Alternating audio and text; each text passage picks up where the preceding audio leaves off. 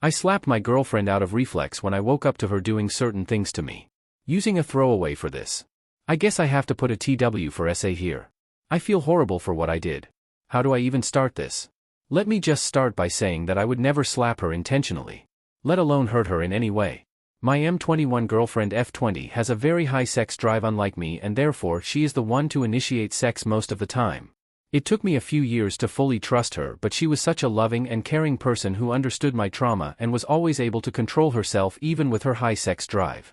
When I was a child I was SA'd by my own egg donor. I remember how she covered my mouth with her hand while holding me down, and I tried to scream and defend myself. But I was just a little boy and she was a grown woman.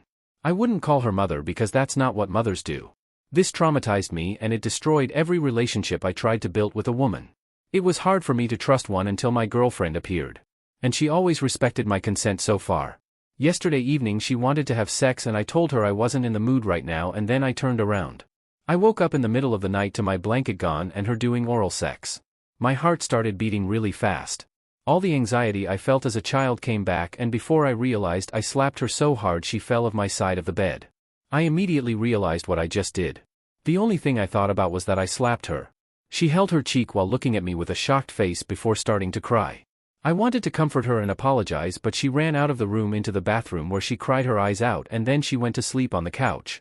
I apologized repeatedly, but she refuses to talk to me. I feel so bad. I know I am a horrible person and there is no excuse for this. But what can I do so that she speaks to me again?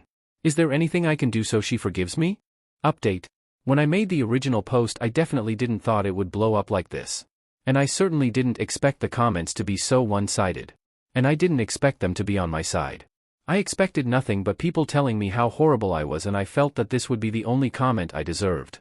But after reading literally thousands of comments I slowly began to realize what actually happened there. You have to understand that this moment shocked me to the core, and this shock still was there when I uploaded the original post. I saw myself as the absolutely disgusting woman beater because of it. I never wanted to hurt anyone, but I realized now that it was a trauma response.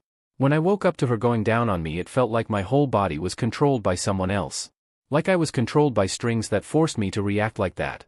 And the more comments I read, the more I was sure about that. One day after the post, after thousands of comments from Reddit but also from TikTok and many DMs, I talked to her about it and I broke up with her.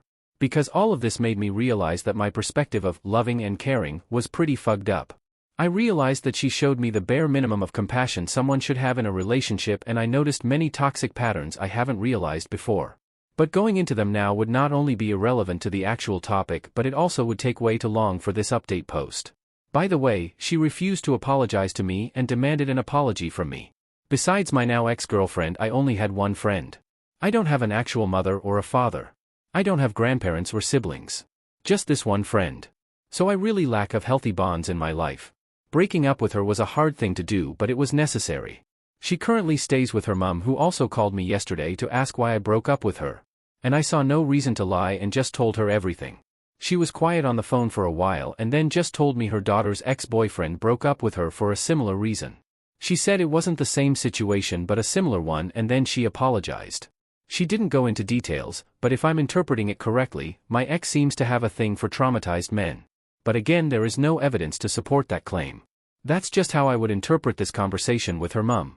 So what am I going to do now?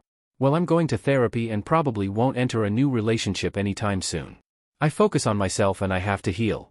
No, I won't press charges because that would mean that I would have to deal with it in a negative way and put energy into it that I just don't have. I hope you can understand that. Her mom is probably going to punish her anyway.